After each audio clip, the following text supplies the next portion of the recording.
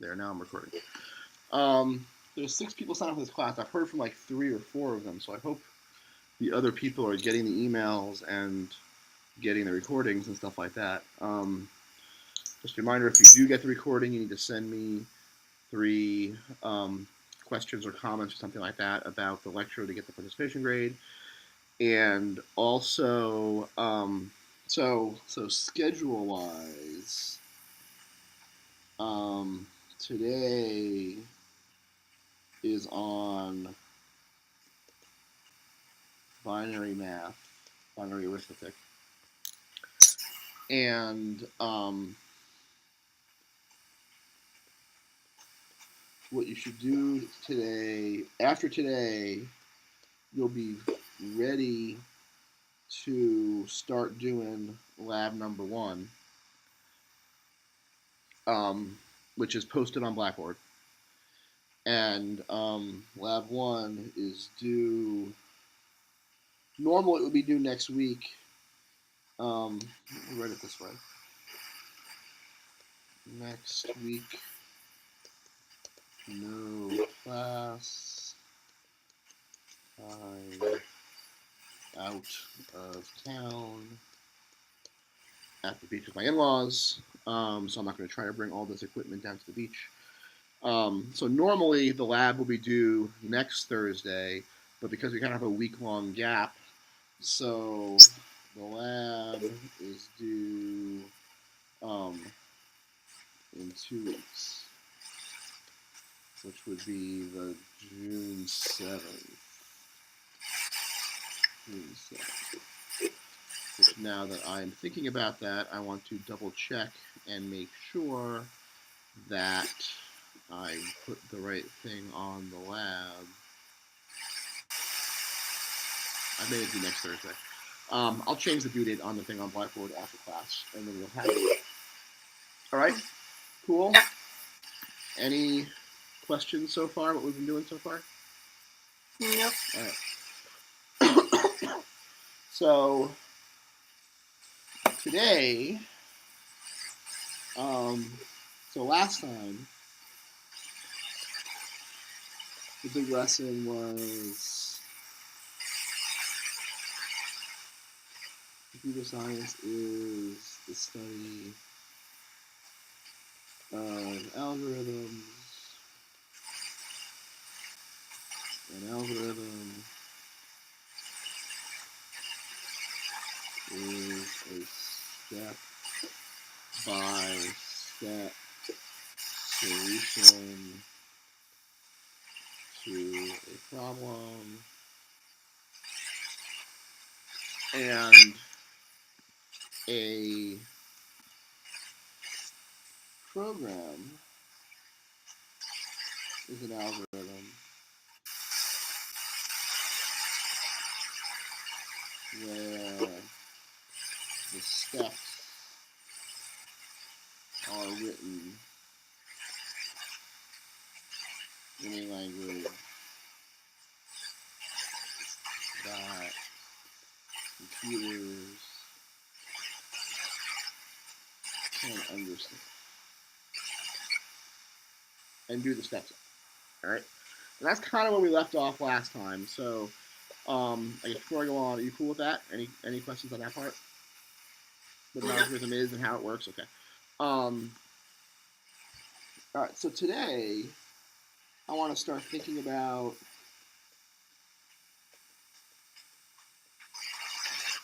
what does a computer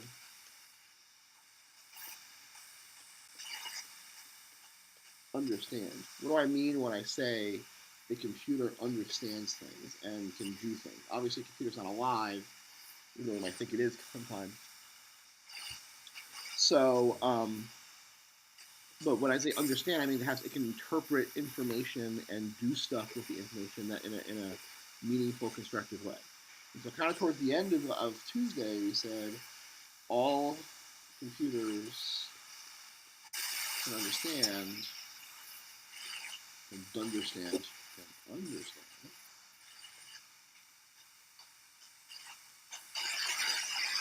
are electric signals.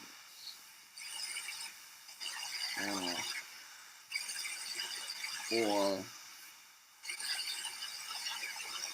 the way I think about it, the way most people think about it is 1, 0. 1 means on, 0 means off. Okay? And so from that, we need to build a way to represent and interpret information. Okay? Everything eventually turns into electrical signals that are either on or off. Okay? So memory, for example, is organized into circuits.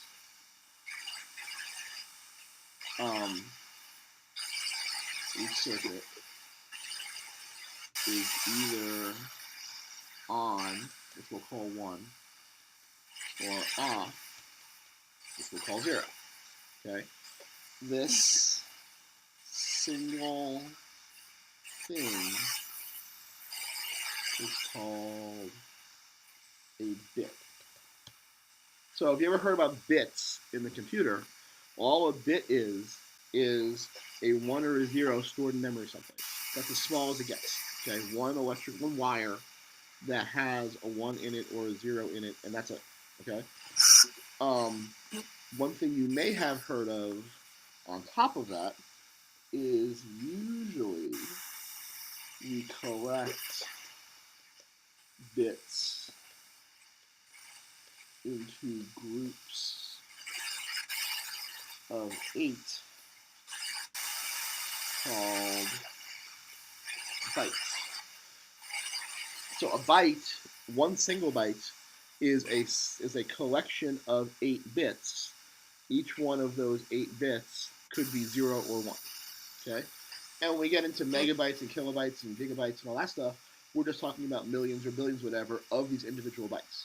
But all they are underneath is electrical signals that have either 0 or 1. Okay? But once we start having more and more of them, then, so a byte has 8 bits. Why 8? Because it's always been 8. There's no real preset reason that it's 8 and not 10 or 16 or something like that. So it has 8 individual spots to hold 0 or 1. And so this, which is 8 individual 0s or 1s, is one possible way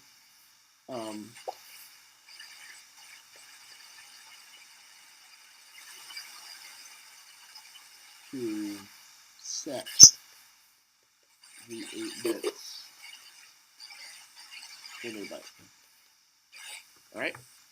Make sense? So far so good? Okay. So the next question that's worth asking is,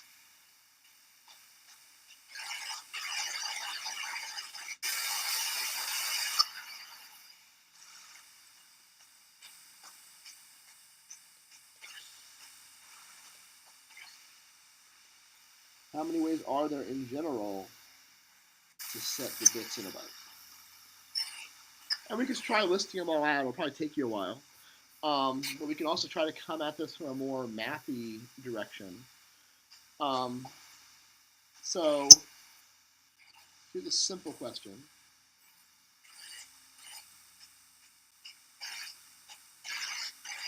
How many ways are there to set one bit? Just one. Okay, how many possible things can I do with just one bit?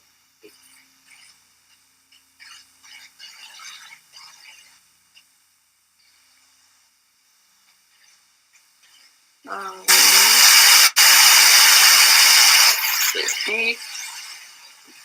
What? Okay. Number I don't know, 10, 20. Okay, so what's 1 bit? Oh, one.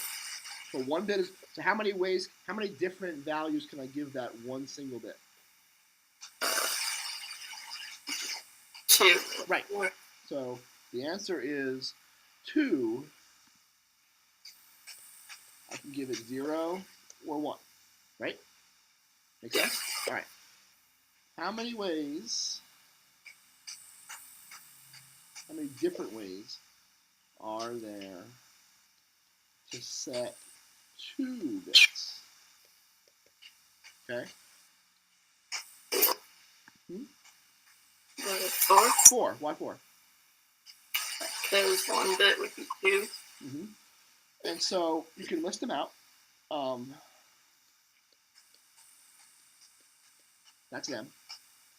Okay. Or you can see that there's going to be a pattern here. What do you think the answer for 3 bits is?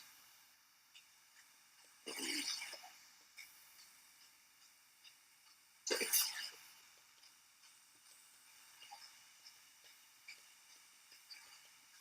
So I have 2 ways to set 1 bit, 4 ways to set 2 bits. How many for 3 bits?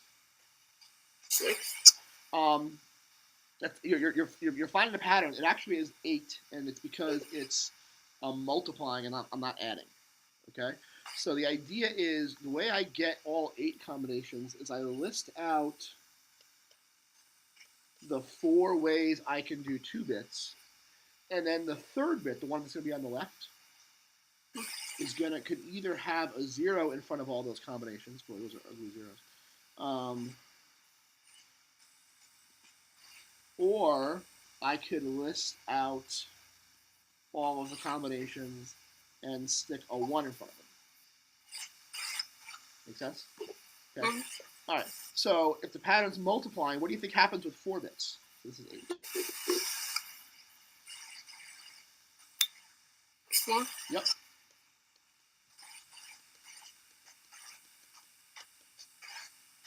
16. Twice as many as what I had with 8. All the things with 8 with a 0 in front, all the things with 8 with a 1 in front, right?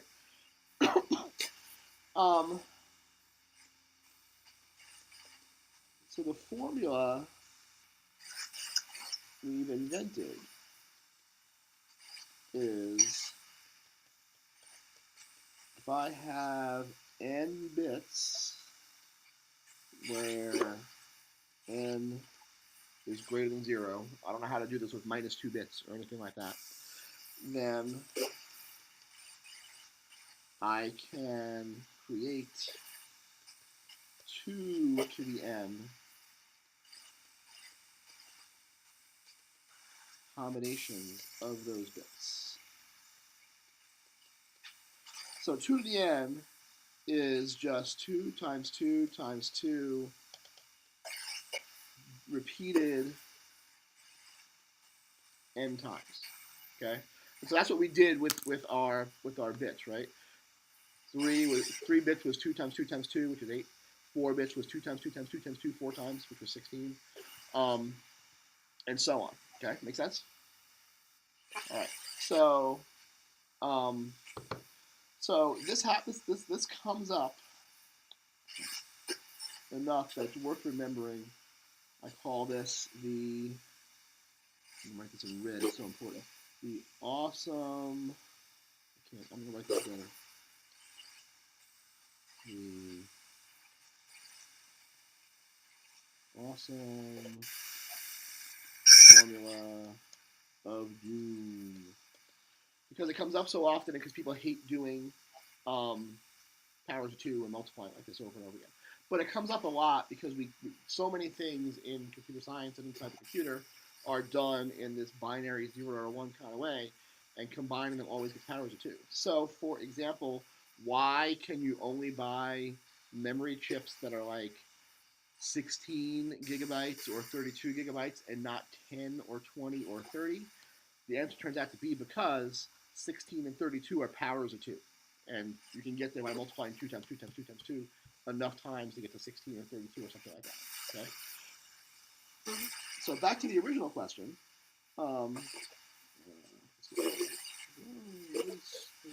is,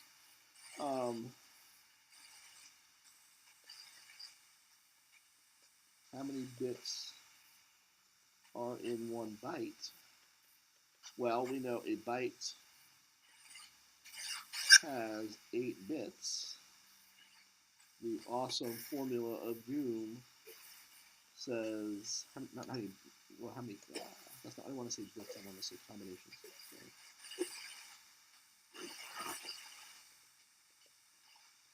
How many combinations of bits are there I can get out of 1 byte? Well, a byte has 8 bits. The awesome formula of doom says that there should be 2 to the 8 combinations. And that's 2 times 2 times 2 times 2 times 2 times 2 times 2 times 2. That's 8 of them, right? Yeah. I'm not going to make you do that. I've done this enough that I just know the powers of 2. You see them enough times, do enough times, and that ends up being 256. Okay. So in 1 byte, if I made you sit down, I'm not going to do this because I'm not that mean. If I made you sit down and write out all of the possible bit combinations in 1 byte, you'll have 256 of them, which is a lot, right? And they would go from 8 zeros all the way up through 8 ones with all the combinations of zeros and ones in between. All right. So the next question to ask is, so what? Just because I have all these bits, I don't know what I'm supposed to do with them or how to interpret them. And so combinations of bits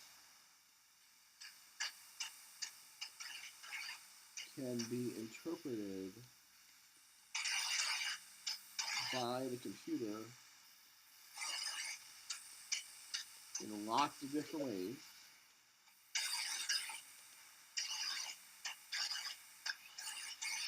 Following lots of different rules. And so one of the themes of this part of the class is to recognize that if you're ever asked, what does this bit combination represent? And you're handed some set of 8 bits. The answer, whoa, that was weird. The answer is always, it depends on the rules you use to interpret. In other words, I can't tell you what that bit pattern means unless you tell me what set of rules you want me to follow to interpret it. Are these 8 bits meant to represent a number? Are these 8 bits meant to represent a letter? Are these 8 bits meant to represent a color of a shade of blue on the screen? Are these bits meant to represent an instruction for the computer to run? I don't know because you didn't tell me. Okay, so we can certainly change this question and say if we want to interpret it as, let's say, a number, then we can have rules for that. Okay, but if I don't give you rules, we don't know what rules to follow. So the answer is I don't know. All right, make sense? Mm-hmm. So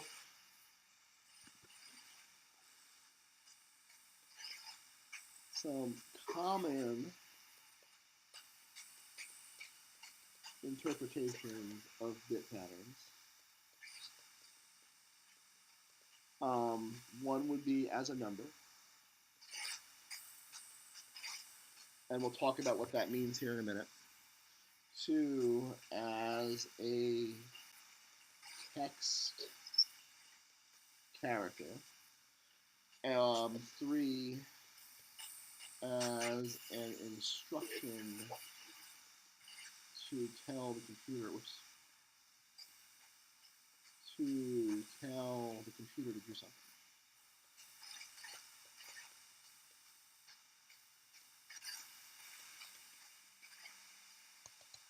But there are many more.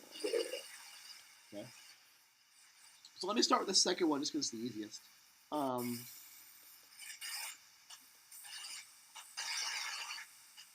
Interpreting bits as text characters.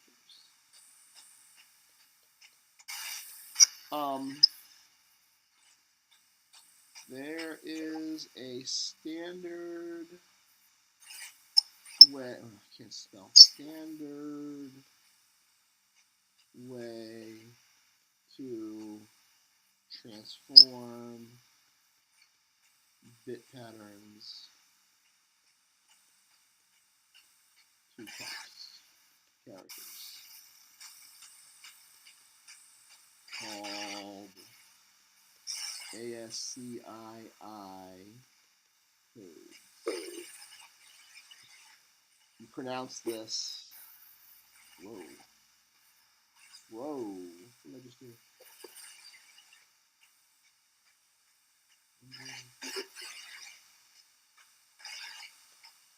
Undo. This is pronounced ASCII. Okay. And the people that made up the ASCII codes have, for whatever reason they wanted to, I don't know if you've heard of ASCII codes before or not, but the people that invented ASCII codes have defined and set in stone a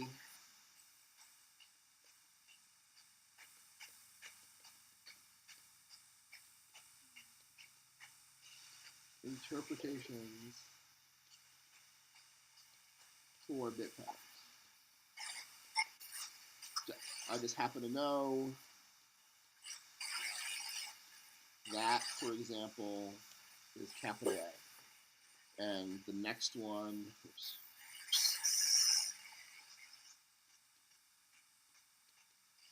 is capital B. And the next one is capital C. And so there's some kind of bit pattern for every possible printable text character. Capital letters have one, lowercase letters have different ones, digits like 7 have one, symbols like $sign have one. And so there's a table that has them all. And if you're going to interpret the bits in a byte as a ASCII text character, all you got to do is go look up on the ASCII table what the bit pattern is, and they'll tell you. Okay? It's just a table. Don't memorize it. I don't memorize it. You can look it up whenever you need to, and that's that. Okay? So the point is, it's some random mapping of bits to codes. All right? Cool. All right. Slightly more complicated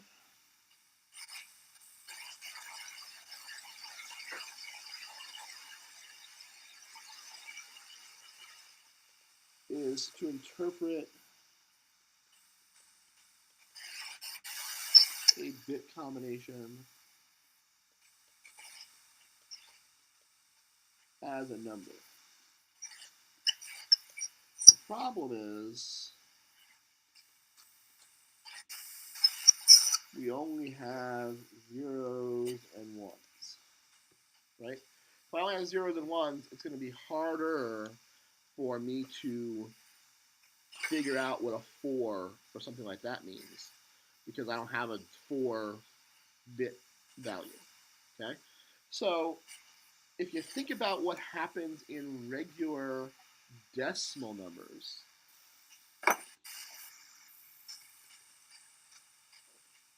In decimal, we only have 10 digits, right? And so what happens is when we start counting, 3, 4, 5, 6, 7, 8, 9, and then I run out of digits, right? What ends up happening, come back, you scroll bar.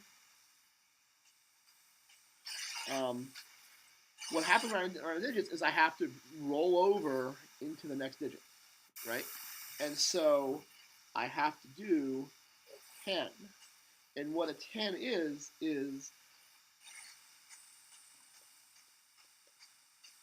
start over in this position and put a new value in this position. Okay? Because we kind of rolled our odometer over and needed to go into a new slot. Right? That's how regular math works. Right? What's after 99, 100, I have to go to the third hundreds place. Right? So the same idea is going to work in binary.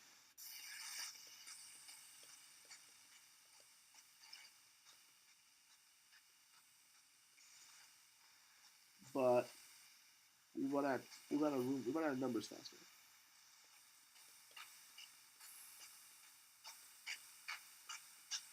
So 0, 1.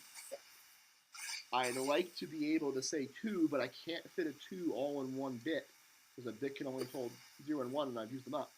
So the next one over is I start this one over, and I don't know what I just did. And I roll over to the next place, and so that's 2. And then I count up 1 in that place, and then I run out of room here, so this has to flip over, and I have to add 1 to the next place. The next place is out of room, so it has to flip over, and so I go there, and that's 4. Okay? And 5, and 6, and 7, and then 8.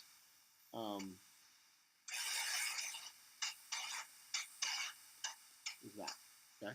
So I've already had to take up 4 positions already just getting to 8. You see how I got there? Okay? Here, let me draw the decimals up here too. 0, 1, 2, 3, 4, 5, 6, 7, 8. Okay. So where we're going is we need an algorithm to translate bit patterns that represent numbers into regular base 10 numbers we understand. Right? So if I hand you a bit pattern and say this represents a number, what number is it? We're going to need a process to get there. Okay? Because the computer's going to think about things in terms of binary numbers, but we don't naturally think of things in terms of binary numbers, so we need our own set of rules to go from one to the other. Okay? The idea is based on place value. So if I hand you the number 1, I'm not going to use a 1, 2,734, right?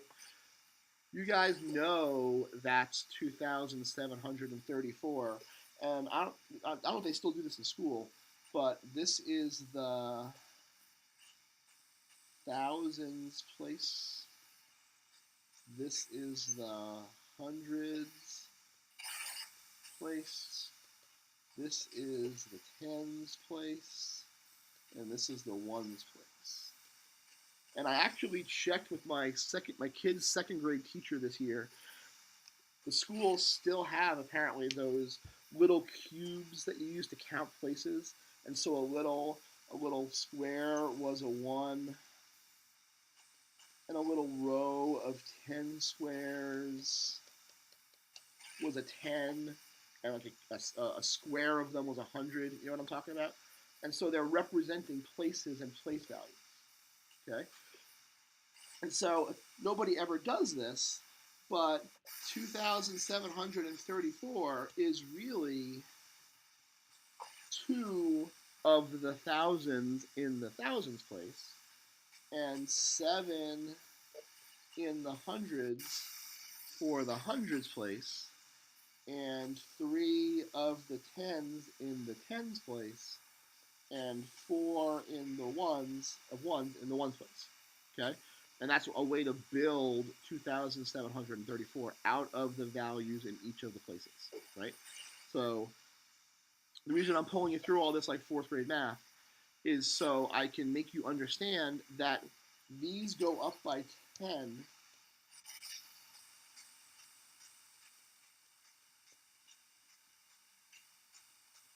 These go up by powers of 10, 10, 10, 10 times 10, 10 times 10 times 10 is 1,000. Because we have 10 digits. Okay? That's why that's why we have a tens place and a hundreds place and a thousands place and a 10,000 place, and every place is 10 times bigger than the one before it, because in regular decimal, and decimal means 10, decimal math, they go up by multiples of 10. Okay? In binary,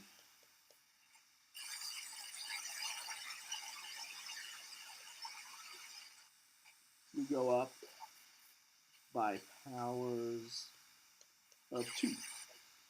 Okay? So I have a ones place, and I have a twos place, not a tens place. I'm going up by twos now, and a fours place,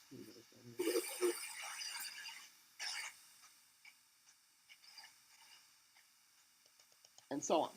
Okay, and an eights place, and a 16s place, and a 32s place, and a 64s place, and a 128th place.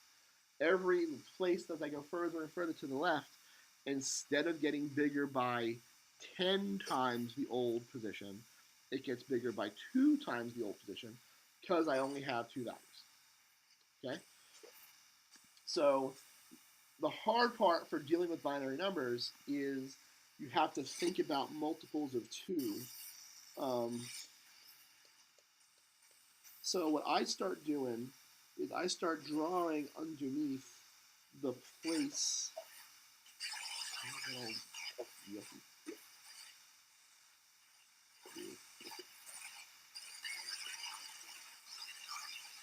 The ones place, twos place, the fours, there's the eighth place. That's fine now. I don't want to do it so late.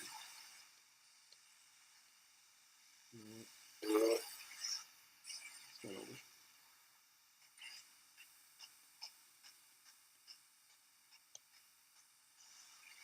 My pen is messed up. Hot swapping of pens mid-lecture. Sign of a successful course. I don't know how to hot swap a pen mid-lecture.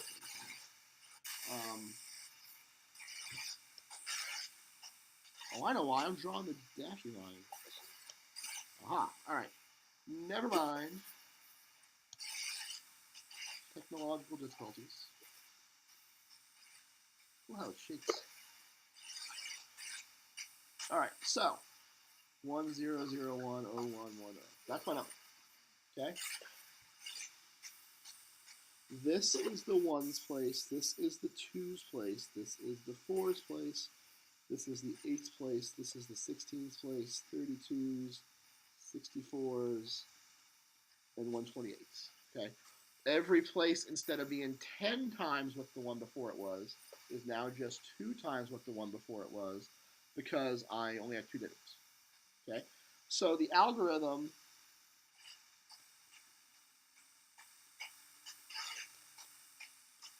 to turn binary numbers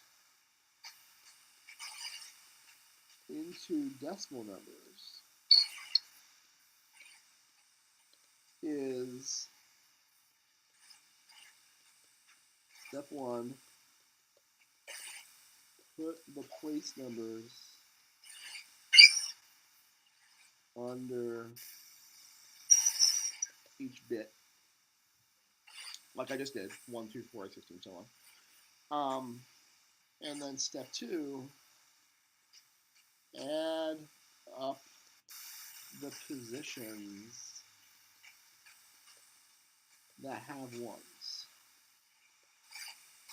So just like before, when I said back here, 2,734 was 2 in the thousands place and 7 in the hundreds place, and so on and so on. The good thing about binary numbers is I can only ever have 1 or 0 of something in each place.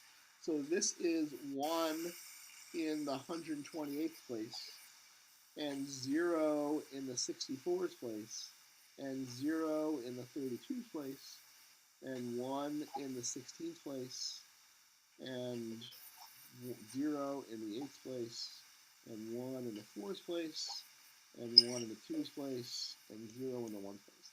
Which, if I get rid of all those zeros, is just 128 plus 16 plus 4 plus 2, which I'm pretty sure adds up to 150. But you can check that out later. Okay, makes sense? I don't have to worry about all the zeros and crap like that because they're zeros and zeros are counted. All right? Got that? All right, so why don't you guys try it?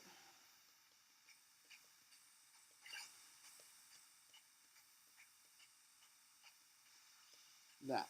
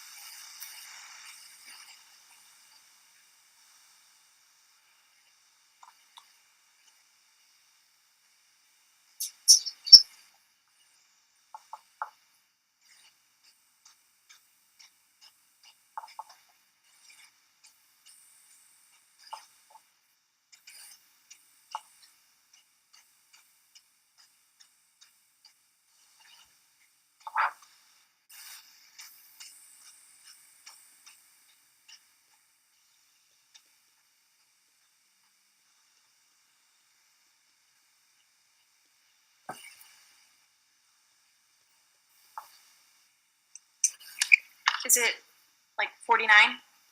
Did I do it right? I think you're off by a power of 2. Maybe I am. So 1, 2, 4, 8, 16, 32, 64.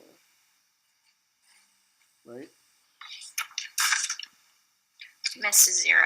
Yeah. And so that's so Okay. it's something especially trying to do this in your head.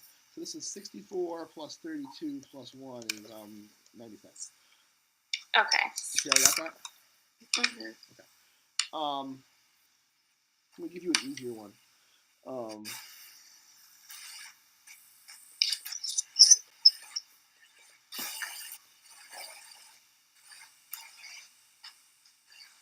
You know what? That's too easy. Try that.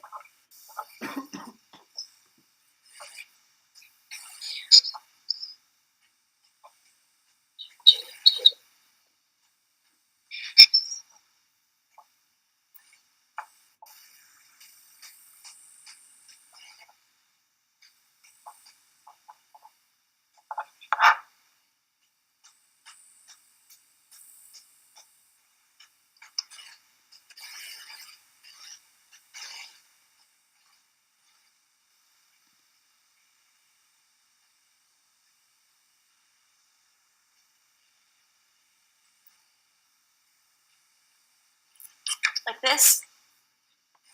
Hang on, let me max you out here. Yes. So you got a 1 in the 1's place, a 1 in the 2's place, a 1 in the 4's place, and 1 plus 2 plus 4 is 7, right? Okay. So 1, 2, 4, and all these zeros, which I'm not even going to bother to draw. 1 plus 2 plus 4 is 7. All right? Cool? So you guys can do this? Like say on a phone? All right. Okay. So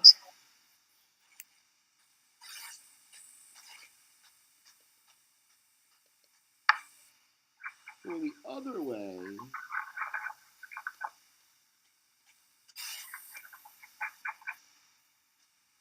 is harder. I'm going to give you two algorithms.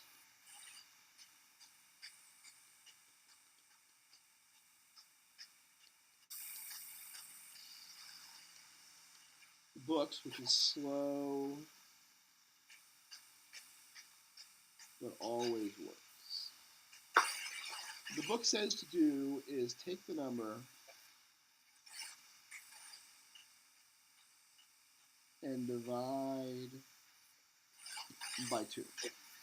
When you divide by 2, you get a remainder of 0 or 1. Keep dividing the quotient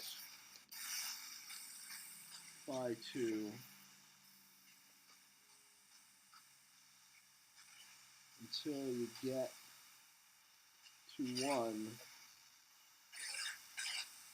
remembering all the remainders.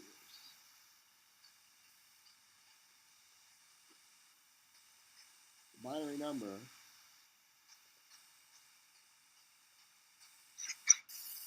is the remainders written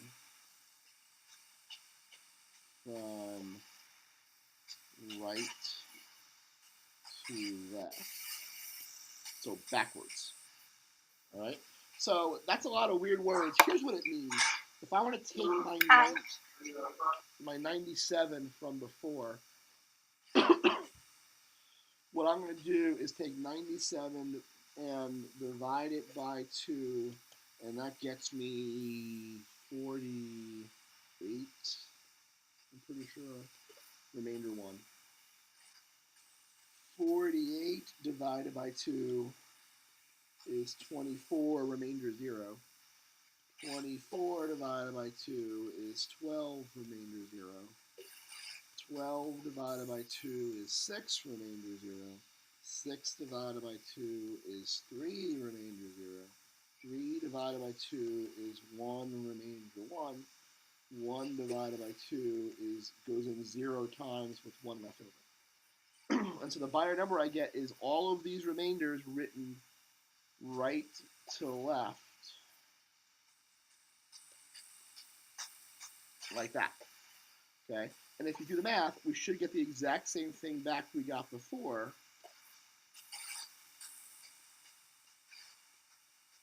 Which is a 1 in the 64's place, a 1 in the 32's place, a 1 in the 1's place, and 0s everywhere else. So it reverses. All right? So let's walk through this. I'm going to give you something easier. Try on 15. All right? So what do I do first? Divide by 2. Which gets me what?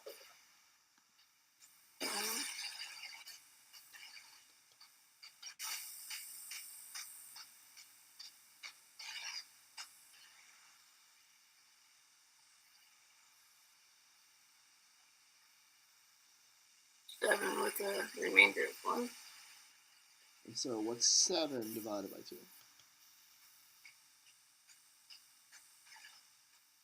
3 with a remainder of 1. What's 3 divided by 2? 1 with a remainder of 1. And then what's 1 divided by 2? 0 with a remainder of 1. So I probably made a pretty dumb example. This is all 1s, right? So it actually should be, because it's a 1 plus a 2 plus a 4 plus an 8, and 8 plus 4 plus 2 plus 1 is 15. All right? So you can absolutely use this. It involves a lot of division. But I personally don't do things this way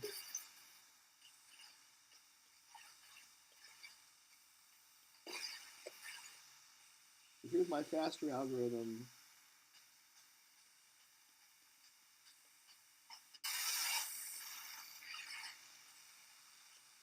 But you need to be careful.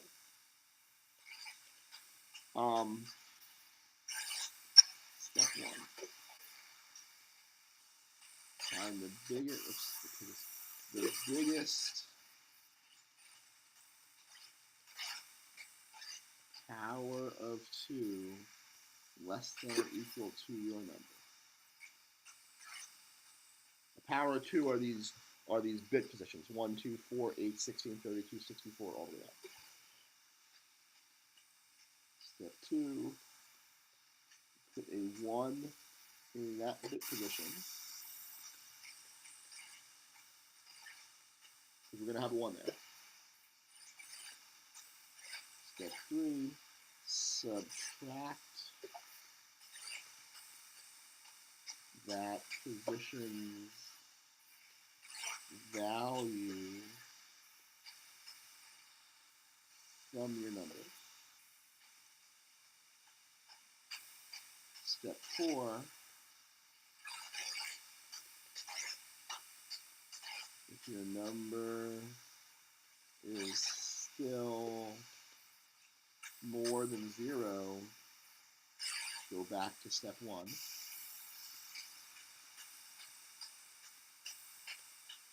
And then step 5, if I don't go back to step 1, put zeros in all other bit positions. Okay? So here's what I mean by this. This is complicated as well. But the process, let's do it on 73. Okay? The biggest power of 2 less than or equal to 73 is, and then we just got to start counting powers of 2. This is the hard part of this algorithm. 1, 2, 4, 8, 16, 32 is still less. 64 is still less. The next power of 2 is 128, which is going to be too big. So the biggest power of 2 less than or equal to 73 is 64. So I know my number is going to have a 64's place with a 1. Okay? So then I do 73 minus 64. I got 9 left over that I have to deal out someplace. Okay? And the biggest power of 2 less than or equal to 9 is 8.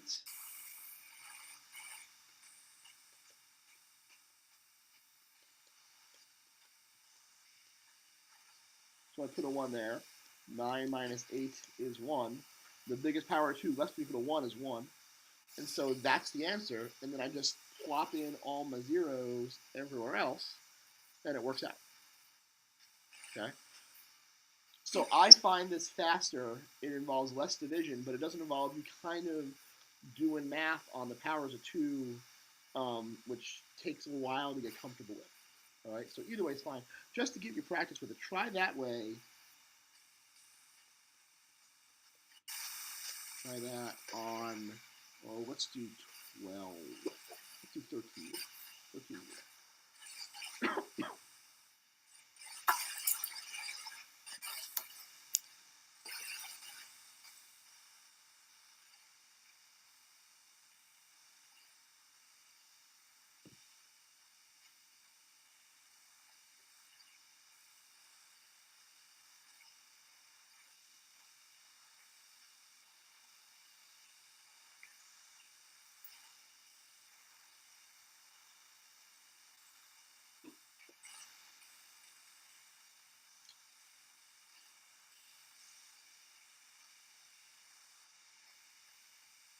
Um, 101. So you got, well, I think, so 13.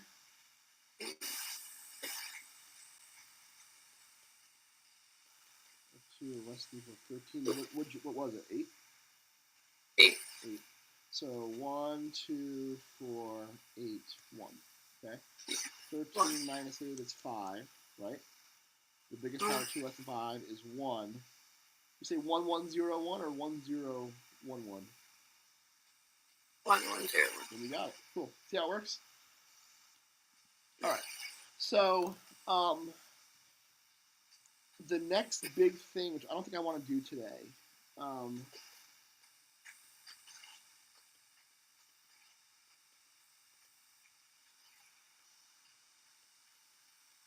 is negative numbers, which involve interpreting by a slightly different set of rules what we have going on here.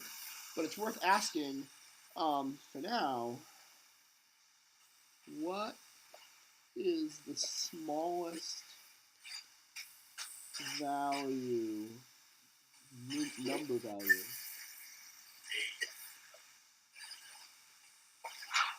we can put into a byte? How do I make this as small as I possibly can?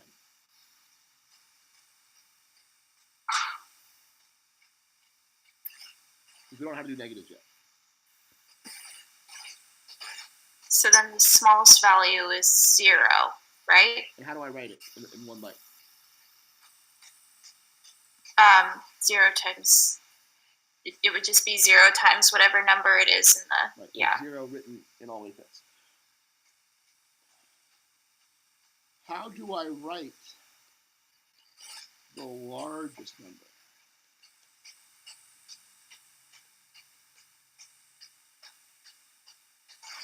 I want to get it as big as possible in one byte. What should I do? Would it be just 1111111? Yep.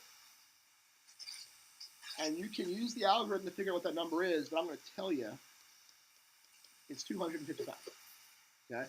So we said there were 256 different bit combinations in one byte. One way of interpreting them is as the non-negative numbers from 0 up through 255. That's 256 things, right? There's other ways to do it too.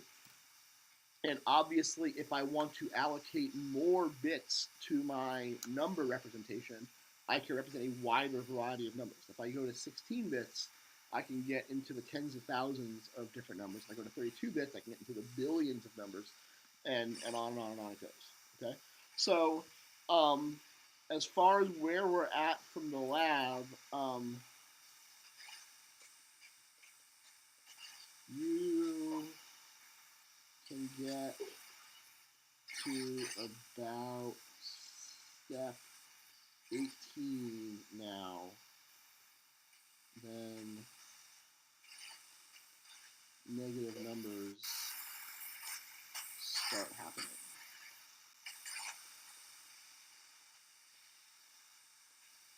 Elad tries to teach you about it, but we'll do it next time too. So if you want to try to keep, so you certainly can and should, because you're going to be gone for a week, get to about step 18 in the lab on your own and ask me questions. I'm going to be on email while I'm gone. I just won't have the ability to record and tablet and all this other crap. So send me emails if you're stuck on things. Try the first 18. And if you want to try to keep going just to see how the negative numbers work, feel free and then come to class with questions after break. Or I'll try to teach you the algorithm for negating numbers the Tuesday we get back, just like I taught you the algorithm for positive and negative numbers. And it's a positive for binary to decimal and decimal to binary just now. Okay. The lab, let me see if I can find it for you, makes you play around with this Java applet that I've uploaded to Blackboard. And so if you run it, I'm trying to find it on this computer. If you run it, you get something.